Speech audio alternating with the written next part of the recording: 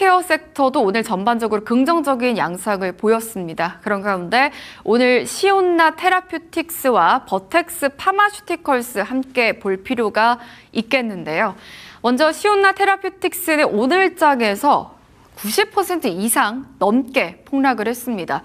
이유는 회사가 개발하고 있던 낭포성 섬유증 치료제의 임상 이상 시험 결과가 기대에 미치지 못했기 때문인데요.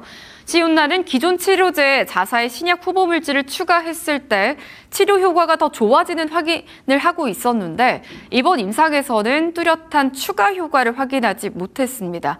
결국 회사는 해당 프로그램의 개발을 중단하기로 했는데요. 이 문제는 시온나가 개발하던 이 치료제가 버텍스가 현재 강력한 시장 지위를 가지고 있는 낭포성 섬유증 치료제 시장을 직접 겨냥하고 있었다라는 점입니다. 시온나는 버텍스의 기존 치료제에 추가로 사용할 수 있는 약물을 개발하면서 기존 치료법을 개선하려고 했는데 이번 임상 실패로 당분간은 버텍스의 시장 지위를 위협할 만한 경쟁자가 하나 사라졌다 이렇게 볼 수 있겠습니다. 그래서 정반대 움직임이 나온 종목이 바로 버텍스인데요. 시온나의 임상 실패 소식이 전해지자 버텍스의 주가는 오늘 장중에 강하게 오르는 모습이 보였습니다. 버텍스 자체에서 새로운 대형 호재가 나온 것이다라기보다는 경쟁사가 임상에서 실패하면서 버텍스가 현재 가지고 있는 낭포성 섬유증 치료제 시장의 경쟁력이 다시금 부각이 된 겁니다. 즉, 이 시온나 입장에서는 이번 임상 실패가 향후 성장 가능성에 대한 우려로 이어졌지만 반대로 버텍스에는 기존 시장에서의 경쟁력을 다시 확인하는 계기가 됐다 이렇게 볼 수 있겠습니다. 이렇게 시온나와 버텍스의 주가는 엇갈린 가운데 앞서 히트맵에서도 살펴봤듯이 일라이릴리라든지 존슨앤존슨 그리고 머크사라든지 이런 전반적으로 헬스케어 업종 전반적인 상승세를 보여줬습니다. 오늘장에서는 앞으로의 흐름 같이 체크해 보시면 좋을 것 같고요. 또 반도체 업종에서는 오늘 종목별 차별화가 상당히 뚜렷하게 나타났습니다. AI 데이터 센터 투자가 계속 확대되고 있다는 큰 흐름은 같지만 실제 주가에서는 AI 인프라 투자에 따른 수혜가 기대된 종목과 자금 조달 부담이 부각되는 종목의 희비가 엇갈리는 모습인데요. 먼저 상승 쪽에서는 샌디스크가 눈에 띕니다. 샌디스크는 오늘 반도체 업종 내에서도 상대적으로 강한 흐름을 보여줬습니다. 최근 AI 데이터 센터가 빠르게 늘어나면서 GPU뿐만 아니라 고성능 메모리와 데이터 저장 장치에 대한 수요도 함께 증가하고 있기 때문인데요.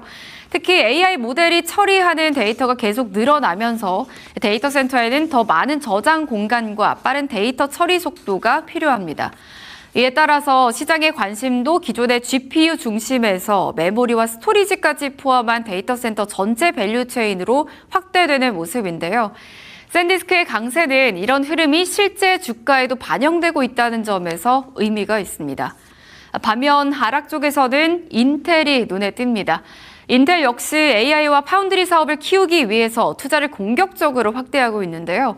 올해 자본 지출 전망을 기존 180억 달러에서 200억 달러로 상향을 했고요. 생산시설과 첨단 패키징 등에 대한 투자도 진행하고 있습니다. 하지만 문제는 투자에 필요한 자금을 어떻게 마련하느냐인데요.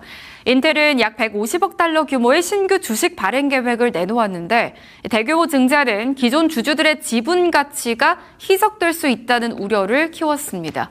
결국 AI와 파운드리 투자를 확대한다는 방향 자체는 긍정적이지만 그 과정에서 발생하는 자금 조달 부담이 오늘 주가에는 악재로 작용하고 있는 겁니다. 여기에 인텔은 올해 주가가 이미 크게 상승한 상황이어서 이번 증자 소식이 투자자들의 차익 실현을 자극하는 계기가 된 측면도 있는데요. 결국 오늘 반도체 시장을 보면 샌디스크와 인텔이 상당히 대조적인 모습을 보여줬습니다. 샌디스크 같은 경우에는 AI 데이터 센터가 확대되면서 메모리 스토리지 수요 증가라는 기대가 부각되는 반면에 인텔은 AI 투자를 확대하고 있음에도 불구하고 대규모 자금 조달에 따른 주주가치 희석 우려가 부담으로 작용한 겁니다. 한마디로 정리하자면 반도체 업종 자체가 움직이는 장이었다라기보다는 AI 인프라 투자 수의 질에 따라서 종목별 옥석거리기가 진행되는 장세라고 볼 수 있겠습니다.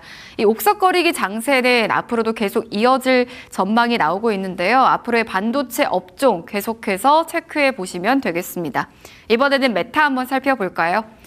새로운 AI 모델 뮤즈 글리머를 공개했다라는 소식이 전해졌습니다. 이번에 공개된 뮤즈 글리머는 약 300억 개의 매개 변수를 가진 비교적 가벼운 AI 모델로 대형 데이터 센터에 연결하지 않고도 일반적인 개인용 컴퓨터에서 직접 실행할 수 있도록 설계가 됐는데요.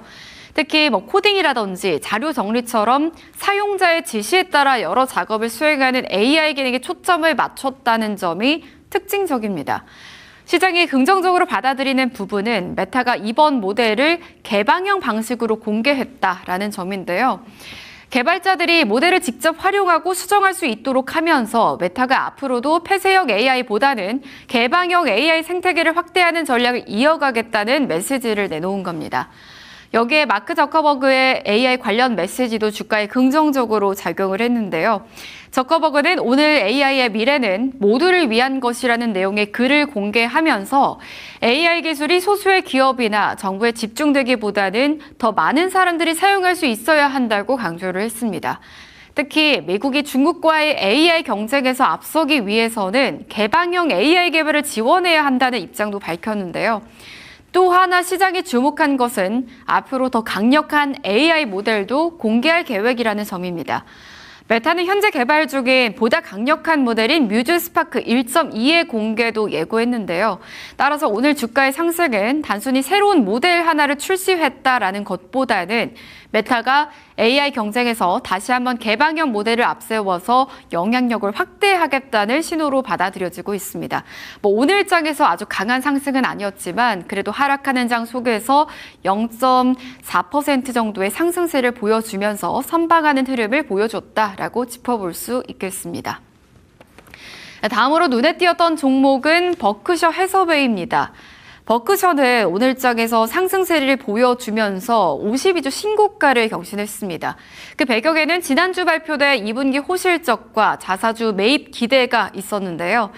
버크셔의 2분기 영업이익은 약 130억 달러로 지난해보다 16% 증가했습니다. 보험뿐만 아니라 철도와 에너지, 제조업 등 다양한 사업에서 좋은 실적을 내면서 전체 이익을 끌어올렸는데요. 특히 시장이 주목한 건 자사주 매입입니다. 버크셔는 2분기에 약 45억 달러 규모의 자사주를 매입했는데 1분기에는 2억 달러 수준에 그쳤던 것과 비교하면 크게 늘어난 규모죠. 쉽게 말해서 회사가 현재 주가가 충분히 매력적이다라고 판단하고 자기 회사 주식을 적극적으로 매입을 한 겁니다. 여기에 그동안 현금을 쌓아두던 버크셔가 다른 기업 주식에도 다시 적극적으로 투자하기 시작했다라는 점도 짚어볼 만한데요. 2분기에는 약 230억 달러 규모의 주식을 매입했고 이 가운데 약 100억 달러는 알파벳에 투자한 것으로 알려졌습니다. 특히 버크셔가 주식 매도보다 매수 규모가 크게 많았다는 점에서 오랜 기간 이어졌던 보수적인 투자 행보에도 변화가 나타나고 있다는 평가가 나오는데요. 버크셔는 그동안 막대한 현금을 쌓아두면서 시장에서 지금은 주식을 적극적으로 살 만큼 매력적인 가격은 아니다라고 판단을 하고 있는 것 아니냐는 해석을 받아왔습니다.